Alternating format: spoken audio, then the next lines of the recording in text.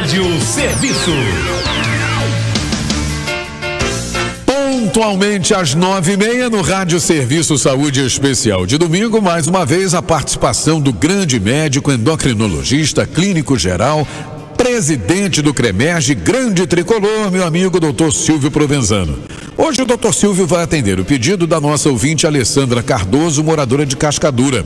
Ela nos contou que o pai tem 80 anos de idade e que recentemente descobriu que sofre de DPOC, doença pulmonar obstrutiva crônica.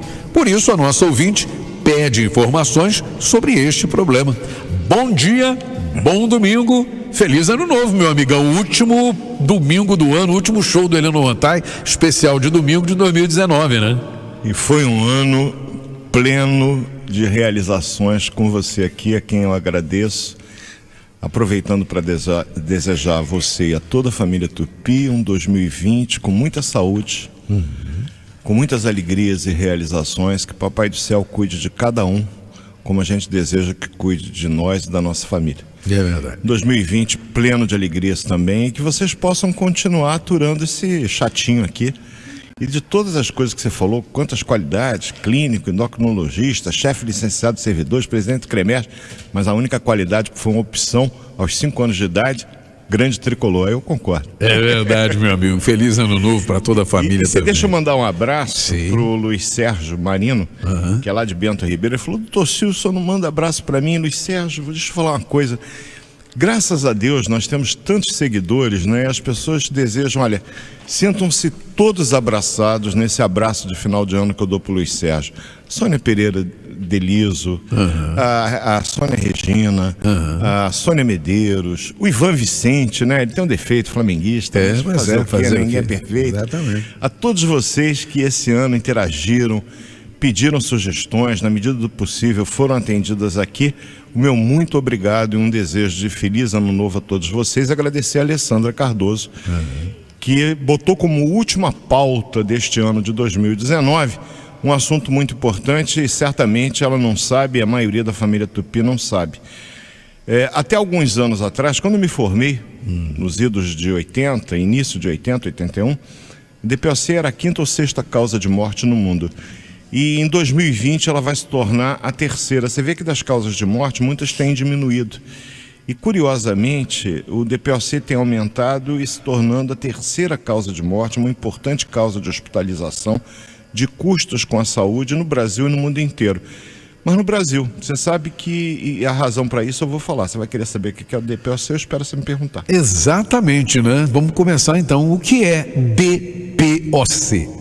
DPOC, D de doença, P de pulmonar, O de obstrutiva, C crônica. Em inglês é COPD. É uma doença onde você tem uma obstrução das vias aéreas, com uma restrição da respiração. E que tem sintomas de natureza persistente, obviamente que ligados diretamente à função pulmonar. Tosse essa que pode ser seca, pode ser com produção de catarro. Eu tenho falta de ar, evidentemente. Cansaço que inicialmente vai ocorrer aos grandes esforços, né? Subir aquela ladeira, já chega aqui com a língua para fora. Isso é relacionado ao DPOC. E se você tem qualquer um desses sintomas, principalmente quando eles persistem além de um mês, por favor, não deixe de procurar um médico. Inicialmente pode ser um clínico que vai te examinar, porque existem sinais precoces e exames que podem ser realizados, que como qualquer doença de natureza crônica, onde vai haver uma perda progressiva da função, quanto antes o tratamento for iniciado, maiores as chances de recuperação da função e resgatar uma qualidade de vida que então certamente você já começou a perder. Como é feito o diagnóstico desse problema, doutor? Como tudo na medicina, né? E que infelizmente a gente tem visto que pelo ufa-ufa das UPAs, né? Fica muito difícil o médico ter o tempo necessário para colher uma história clínica, né? Fatores de risco e o exame físico, né? Eu costumava ensinar semiologia, porque eu estou parado já tem 1 ano e meio, mas vou voltar. Terminou o mandato, eu volto correndo. Eu sou médico, eu não sou político.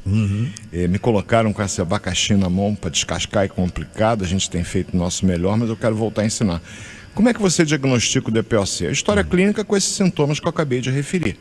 Eu vou ter, na verdade, tosse, limitação da atividade física, alguns hábitos sociais e o principal agente causador da DPOC, da doença pulmonar obstrutiva crônica no mundo inteiro, é o tabagismo.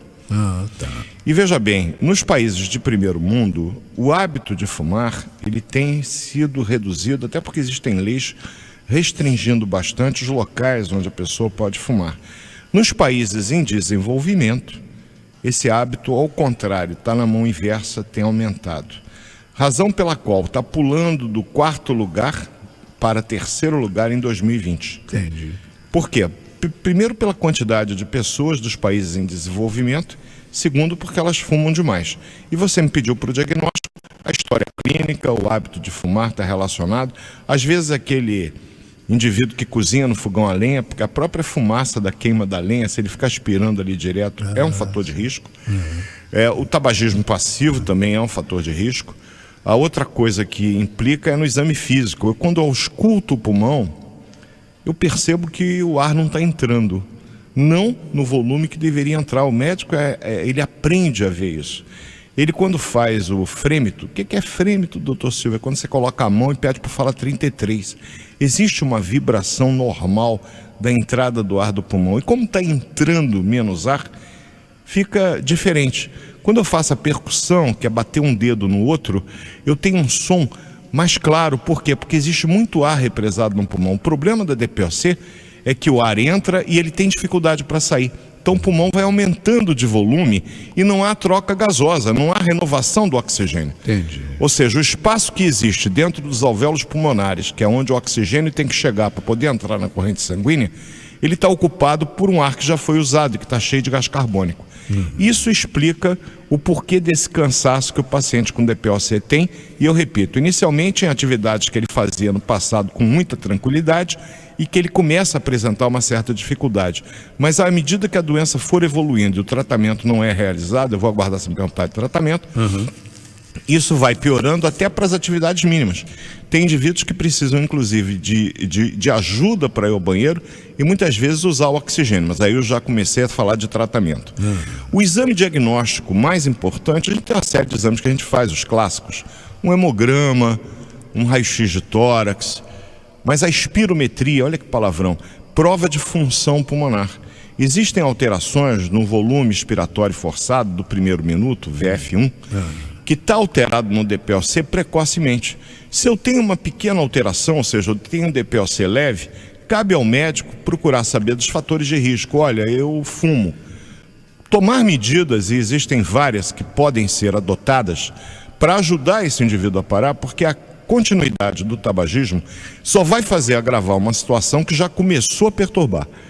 Então existem tratamentos medicamentosos, psicoterápicos que podem ajudar aquele indivíduo, porque a dependência da nicotina talvez só perca para do crack. É terrível, é muito difícil de você tirá-la. E por quê? Porque ela provoca uma coisa chamada síndrome de abstinência. O que é isso, doutor Silvio? É quando, além dos sintomas psíquicos, eu preciso de um cigarro, aquela história, para me acalmar. Na verdade, é que a nicotina, ela ocupa receptores na córtex cerebral que provocam naquele indivíduo a ausência dos sintomas da abstinência. Quando você fica muito tempo sem fumar, o indivíduo fica tenso, começa a ter um certo tremor. Quando ele ocupa aquele receptor, esses sintomas desaparecem. Mas eles foram provocados exatamente pela própria nicotina. Você vê que coisa curiosa. Então é tentar dar medicamentos, e existem, que podem, de certa forma, amenizar esses sintomas. E hoje nós temos gomas de mascar, PETs de nicotina, numa dose menor, que gradativamente vai fazer com que o indivíduo não sinta mais a falta da nicotina e possa parar de inalar aquela fumaça. Aí você dá uma bombinha para o cara que ele precisa usar, e ele, eu estou com medo de usar essa bombinha. Você inalou a vida inteira uma fumaça que continha cerca de 5.000 substâncias. E uma substância que seu médico prescreve, você está com medo de usar. Olha, o ser humano é uma peça rara. Bom, em termos de diagnóstico é isso, e existem casos. DPOC é uma doença que afeta principalmente indivíduos após os 40 anos de idade. Certo. Eventualmente, ela pode surgir um pouco antes. E aí eu tenho que pensar numa condição que provoca o enfisema pulmonar, que é a deficiência da alfa-1 antitripsina. Eu tenho dois tipos de DPOC. A bronquite crônica e o enfisema. Antigamente se falava, e eu aprendi isso, DPOC tipo 1, que era o enfisematoso, DPOC tipo 2, que era bronquite crônica. Um a gente chamava de pink puffer, o outro de blue bloater. Um era gordinho, avermelhado, tinha uma tosse constante com catarro. O outro, ele era magro, normalmente mais esguio, e ele tinha muita falta de ar e uma tosse que era predominantemente seca. Na verdade, o que se sabe hoje em dia é que essas duas condições, elas podem estar presentes, evidentemente que em graus variáveis, num cada indivíduo. Um pode predominar o enfisema, com um pequeno grau de bronquite crônica, no outro contrário, pode predominar a bronquite crônica com algum grau de enfisema. Mas raramente você tem uma condição só. Então a DPOC é o conjunto da bronquite crônica e do enfisema que tem no tabagismo seu principal fator de risco. E para finalizar, vamos falar então do tratamento, né? Rapidinho, né? Na verdade, o tratamento é um ato médico, né? Cabe ao médico, e de preferência, eu repito, o pneumologista. Um abraço ao Zé Luiz, ao Luiz Felipe, chefe da Pneumo lá dos servidores. Saudades de vocês, que muito me ensinaram a esse respeito. Tratamento tem que ser, primeiro, se o indivíduo for fumante, como eu já falei, todas as medidas que forem necessárias para abandonar o hábito do cigarro, sem o qual, infelizmente, não há tratamento que resolva. Segundo, tratamento medicamentoso. Existem várias drogas que podem ser utilizadas, tanto inalatórias como orais, dependendo do grau de DPOC. Eu tenho 4 graus, desde o grau leve até o grau muito grave. E aí, evidentemente, que cabe ao médico, eu repito, se possível, um pneumologista. Parabéns à minha filhota, que na primeira fase passou em primeiro lugar para a UERJ, em pneumologia. Ela é muito preocupada com o pulmão, ela trabalha em CTI. E ela deve estar ouvindo agora certamente para ver se o pai está falando muita bobagem. Espero que não, viu, Bruninho?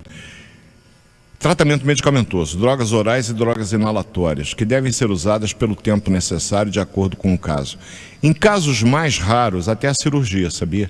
Evidentemente, se existem bolhas no pulmão associadas ao enfisema, se eu tenho uma área do pulmão muito comprometida, a cirurgia torácica pode intervir para tentar dar um alívio, mas são casos muito selecionados, Heleno. E deve ser uma cirurgia bem complicada. É uma cirurgia complicada, mas que resgata o paciente. A cirurgia torácica hoje consegue fazer procedimentos, inclusive pela vídeo, o que torna o procedimento menos invasivo. Sem dúvida. Mas de qualquer forma, são casos especiais, especialíssimos. A fisioterapia respiratória para reabilitação pulmonar é fundamental nesses pacientes. O trabalho do fisioterapeuta em conjunto com a orientação médica para resgatar um pouco da capacidade pulmonar que certamente já foi perdida.